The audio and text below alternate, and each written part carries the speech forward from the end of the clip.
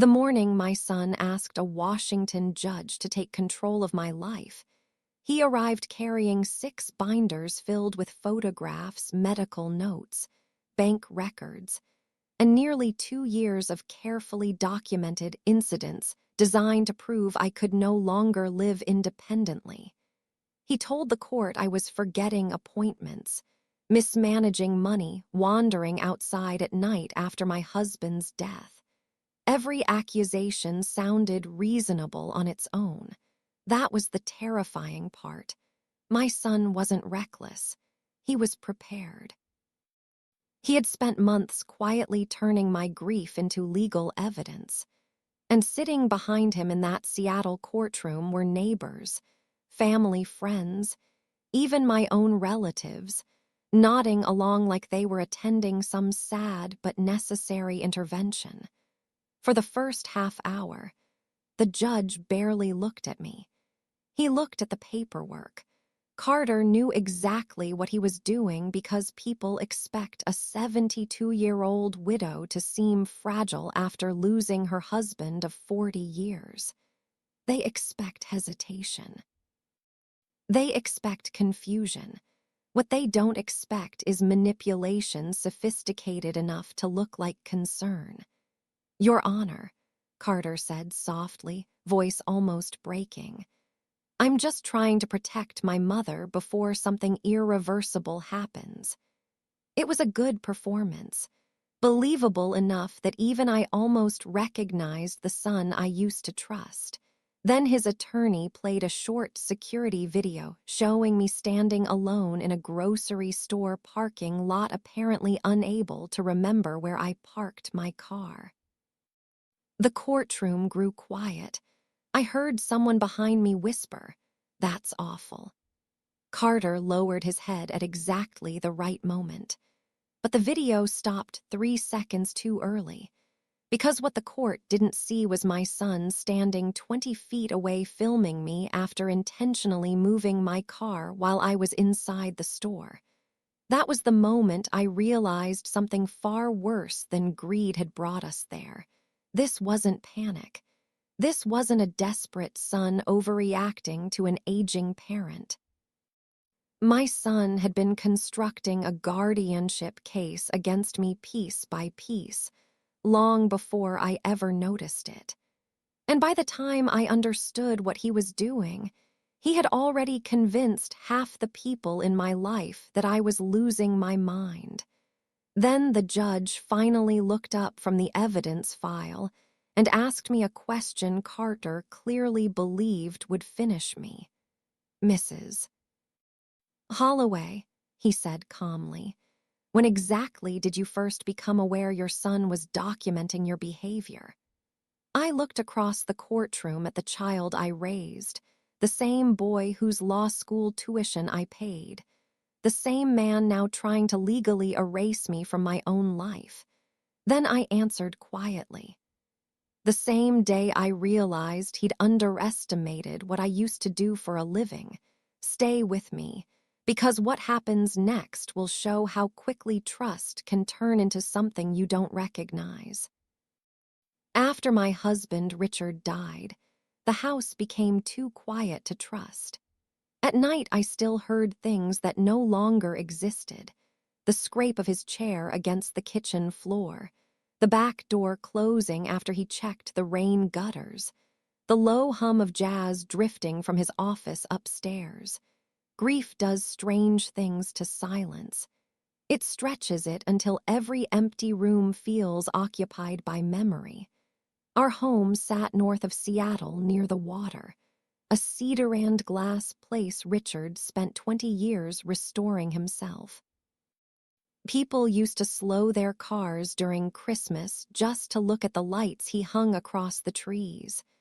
But 6 months after the funeral, the decorations were gone, the garden was dying, and most mornings I stayed in bed longer than I should have. My son Graham started visiting almost every day after that. At first, I was grateful. He brought groceries, handled repairs around the house, and insisted on driving me to appointments whenever the weather turned bad. "You shouldn't be doing everything alone anymore," he told me one rainy afternoon while carrying firewood inside. He sounded concerned, not controlling. That's why I missed the warning signs in the beginning. His wife Elise came with him often. She had the kind of polished warmth wealthy people practice in mirrors. Careful eye contact, gentle smiles, perfect timing. She reorganized my kitchen one weekend because she claimed she was trying to help. A few days later, I couldn't find my prescription medication for nearly an hour until I realized she'd moved everything into labeled containers without asking. "You've been under a lot of stress," she said softly when I became frustrated. "Little changes can make life easier." At the time, it sounded reasonable. Everything they did sounded reasonable. That was the genius of it. Then the documenting started.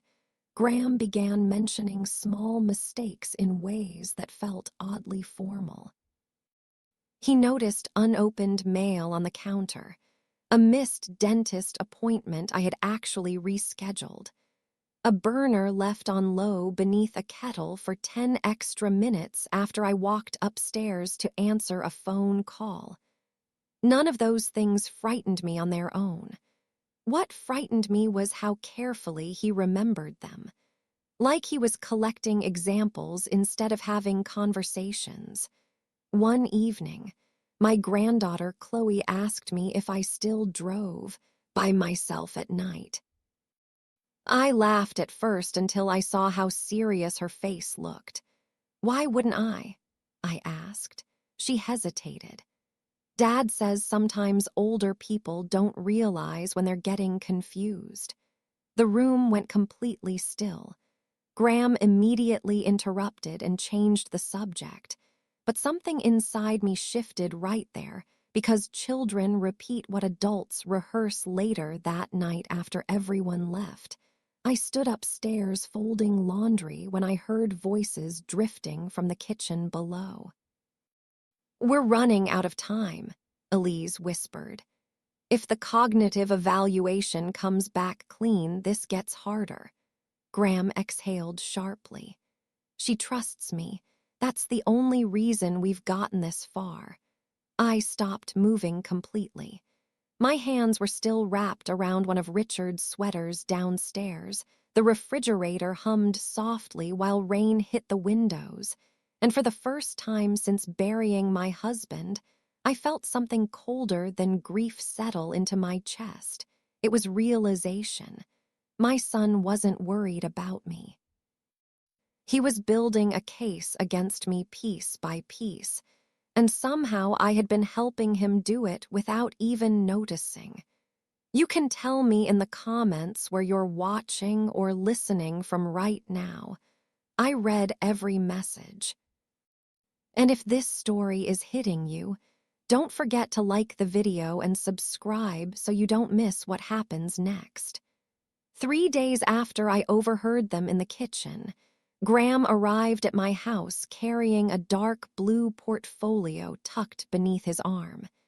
He looked exhausted on purpose, slightly wrinkled coat, tired eyes, the expression of a man supposedly overwhelmed by concern for his aging mother. If I hadn't spent most of my professional life studying manipulation tactics inside courtrooms, I might have believed him completely. "You look pale," he said the moment I opened the door. "Are you sleeping at all?" There was no accusation in his tone. That's what made it effective. Real coercion rarely sounds aggressive. It sounds compassionate. I stepped aside and let him in. Elise followed behind him carrying soup from a restaurant near the marina and smiling carefully like we were still a normal family having a normal afternoon. The rain outside hammered against the windows while Graham placed the portfolio on my kitchen table. I talked to an elder care attorney, he said gently. Nothing serious. Just planning documents in case something ever happens. I sat across from him without touching the folder. What kind of planning documents?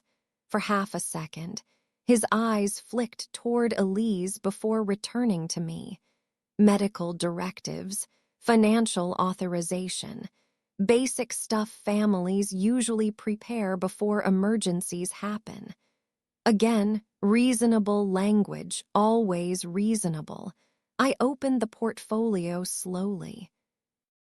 Inside were durable power of attorney forms, healthcare proxy documents, and preliminary conservatorship paperwork already partially completed with my information typed neatly across every page. My stomach tightened when I noticed something else attached behind the forms. Notes, dates, times, descriptions of concerning incidents. January 14th. Forgot scheduled lunch with family. February 3rd. Became emotionally disoriented discussing deceased spouse. March 9th. Misplaced banking statements and accused others of moving them. I looked up at my son carefully. "You've been keeping records on me?" Graham immediately leaned forward. "Mom, it's not like that." But it was exactly like that. Elise touched my arm lightly. "Nobody thinks you're incapable, Eleanor. We're trying to protect you before strangers take advantage." That sentence stayed with me because it revealed the entire strategy. They wanted me afraid of imaginary threats while ignoring the real one sitting directly in front of me. I closed the folder calmly. "Not signing anything today." The atmosphere changed instantly, not dramatically, not loudly, but enough. The warmth cooled. Graham's jaw flexed once before he forced another smile. "You don't need to be defensive. And you don't need legal authority over my life," I replied quietly. For several seconds, nobody spoke. Then Graham tried a different tactic. "Mom, you forgot your own debit pin twice last month. After your wife reorganized my entire office," I answered. "I couldn't find half my documents for a week." Elise's expression hardened almost invisibly. That was the first genuine crack I'd seen from her. After they left, I locked the front door and stood alone in the kitchen staring at Richard's empty chair while rain slid down the windows in silver streaks. Part of me still wanted to believe there had been some misunderstanding, some grief-driven paranoia.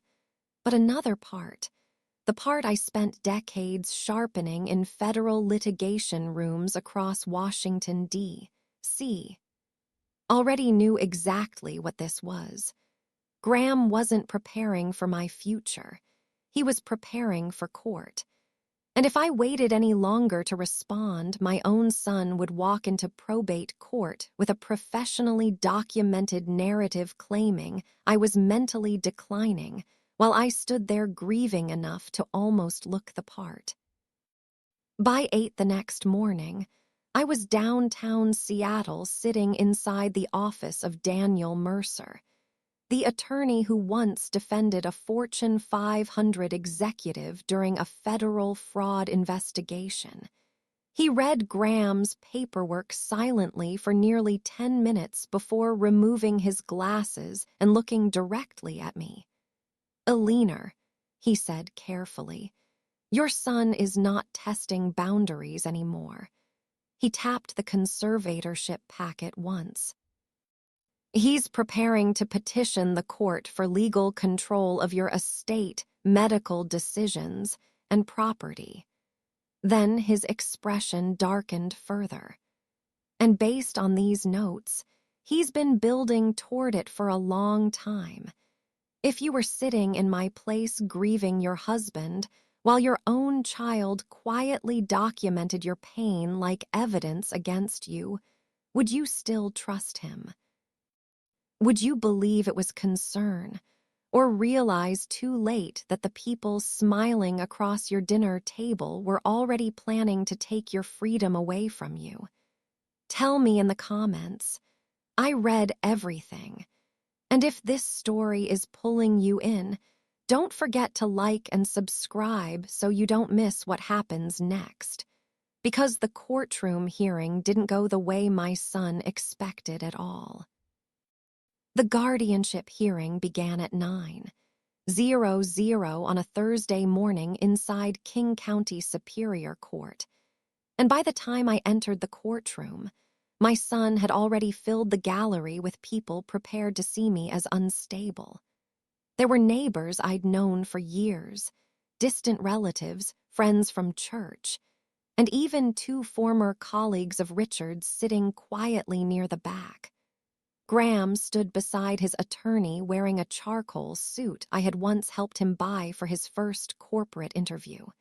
He looked calm. Controlled, almost sympathetic. That frightened me more than anger would have. Elise sat beside him holding a leather binder against her lap while whispering occasionally to the attorney handling their petition. Everything about them looked polished, respectable, responsible. Exactly how people trying to win guardianship cases want to look. Then the hearing started. Graham's attorney spoke first. He was careful with his language. He never called me incompetent. He never said insane. Instead, he used softer words, declining judgment, cognitive concern, recent instability, documented confusion. He described me as a grieving widow vulnerable to financial mistakes and emotional isolation. Mr. Holloway is simply requesting temporary conservatorship authority until proper long-term evaluations can be completed, he told the judge. This is about protection, not punishment. Protection, that word again. Then came the evidence. They submitted records of missed appointments, handwritten notes documenting emotional episodes, and security footage from the grocery store parking lot. The same edited videogram had shown the court earlier in the proceedings, only now I watched it differently because I knew exactly what had been removed from it. In the footage, I stood in the rain scanning rows of parked cars while appearing disoriented and distressed. From a distance, it looked convincing. I heard someone behind me sigh quietly. Then Graham testified. He spoke softly, carefully, and with just enough emotion to sound believable. My mother was always extremely sharp, he said. That's what makes this so painful. At one point, his voice even cracked slightly when discussing Richard's death. The performance was terrifyingly good because buried underneath the manipulation there were fragments of truth. I had been grieving. I had forgotten things. I had become isolated after losing my husband. That's why these cases become dangerous. Real grief can be reshaped into legal evidence if someone is patient enough to frame it correctly. When Graham finished, the judge turned toward me. Mrs. Holloway, he said calmly, you may respond. I stood slowly and carried a thin black folder to the front table. My hands looked steady, but my heartbeat was pounding hard enough to hurt because no matter what Graham had become, he was still my son. Then I opened the folder. Your Honor, I said quietly, I would first like the court to review the full surveillance footage submitted by the petitioner rather than the edited version currently entered into evidence. The attorney stiffened immediately. That tiny reaction told me everything. The judge frowned slightly. Edited. Yes, Your Honor. Daniel Mercer handed a flash drive to the court clerk. The original footage was subpoenaed directly from the grocery store security system 48 hours ago. Now Graham finally looked uncertain. The full video began playing on the courtroom monitor. This time the footage continued past the moment where the earlier clip had ended. And there, in clear view of the parking lot camera, was my son walking to my vehicle while I remained inside the store. He unlocked it using the spare key I had trusted him with, moved the car 3 rows over, and returned on foot minutes before filming me searching for it. The courtroom became completely still.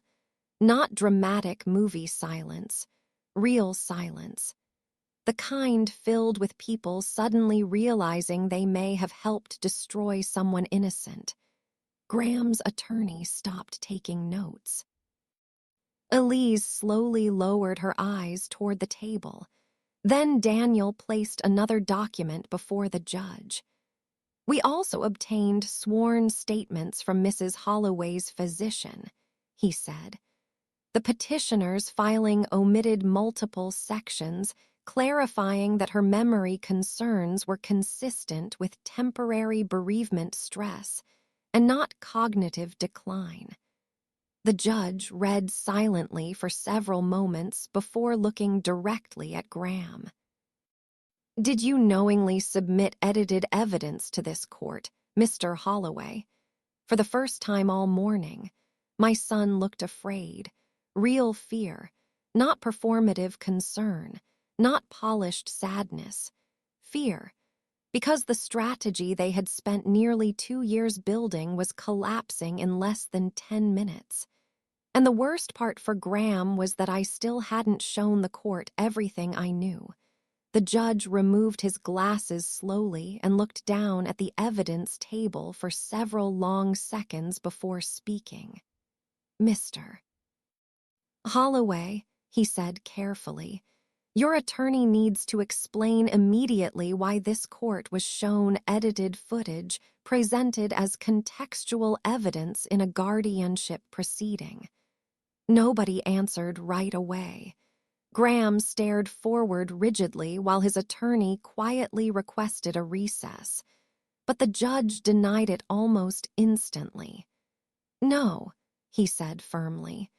"We are well past the point where I'm comfortable delaying clarification." Across the courtroom, I watched my son's composure begin to fracture for the first time since Richard's funeral. Not because his plan had failed yet, but because he realized the court no longer trusted him. That changed everything. Daniel Mercer stood beside me and handed another folder to the judge. "Your Honor, we also subpoenaed internal text records between the petitioner and his spouse discussing strategic efforts to accelerate a conservatorship filing before Mrs. Holloway completed independent medical evaluations." Graham's head snapped toward Elise immediately. She looked pale now, trapped. The judge opened the documents silently while the courtroom remained frozen around us. Then he read one line aloud. "If the neurologist clears her, we lose leverage." A quiet murmur spread through the gallery before the bailiff called for silence again. I closed my eyes briefly because hearing those words spoken publicly hurt more than I expected. Not the greed, not the legal maneuvering, the calculation. My son had reduced my grief into timing, leverage, and asset protection strategy. The judge looked directly at Graham again. "Did you attempt to manipulate medical interpretation and selectively document your mother's behavior in anticipation of gaining conservatorship authority over her estate?" Graham swallowed hard before finally speaking. I was trying to protect her. But this time, nobody in the room believed him, not even himself. The judge's expression hardened. Protect her from what? Graham opened his mouth, but no answer came because the truth sitting underneath everything was too ugly to say aloud. He wasn't protecting me from danger. He was protecting a future he believed he deserved. After several painful seconds, the judge turned toward me. "Mrs.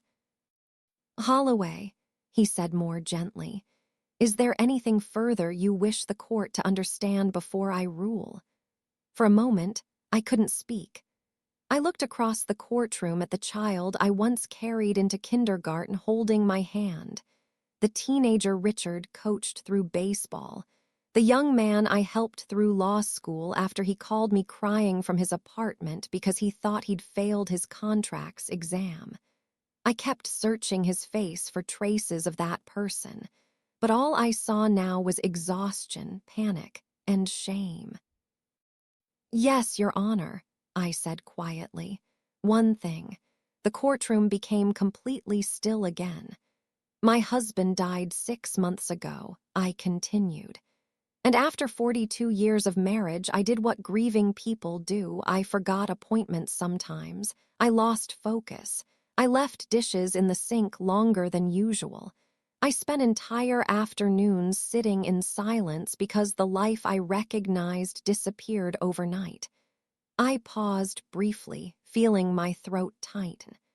But grief is not incompetence. And loneliness is not incapacity. Nobody moved. "The terrifying thing about getting older," I said softly, "is realizing how easily normal human vulnerability can be repackaged as evidence once somebody decides your independence has become inconvenient." Graham lowered his eyes. Then I looked directly at my son for the first time since the hearing began. "You could have asked me for help," I said. "Instead, you tried to build a legal argument that I no longer deserved my own life."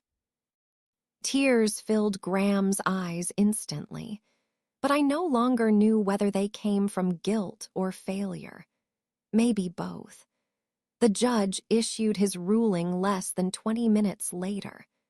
The guardianship petition was dismissed with prejudice. He referred portions of the submitted evidence for further review regarding possible fraud and evidentiary manipulation, and strongly suggested that criminal counsel might soon become relevant for certain parties involved. But honestly, by then the legal outcome barely mattered because the real damage had already happened. My son had spent 2 years preparing to erase me carefully enough that strangers almost helped him do it. When the hearing ended, the gallery emptied quietly. People avoided looking at me as they passed. Graham remained seated near the defense table long after everyone else stood to leave. Finally, he looked up at me with the expression of someone realizing consequences don't disappear just because regret finally arrives. "Mom," he whispered. I stopped near the courtroom doors but didn't walk back toward him because some betrayals change shape permanently once spoken aloud. "I loved you enough to trust you," I said quietly. "You should pray nobody ever does the same to you."